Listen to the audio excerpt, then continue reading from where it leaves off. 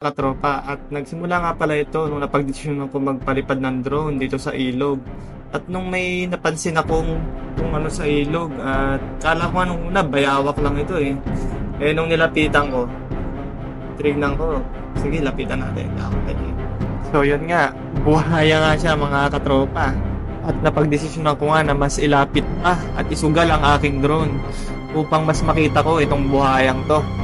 Gusto kong malaman kung buhay ba siya o patay ba, kasi parang hindi siya gumagalaw mga katropa. Kaya ilapit pa natin mabuti. Tignan natin kung patay na buhaya ba to o kung ano. O kaya baka natutulog lang siguro to. Siyempre sobrang init ng panahon, nagre-relax din tong buhaya na to.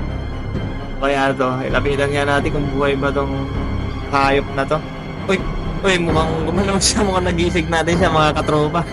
Mukhang sarap yata ng tulog niya, na-istorbo natin. At sandali lang, parang susunggaban niya yata yung drone natin mga katropa. Try natin ilapit pa kung anong mangyari. Nagulat ka ba? Hindi sa atin talaga yung video na yon. Wala talagang buhaya dito sa Zambales. Yung video na yun is sa ibang bansa. Credit po kay Sir Bill, yung may-ari po ng video. And mga tropa, ingat po kayo sa pagligo sa ilog.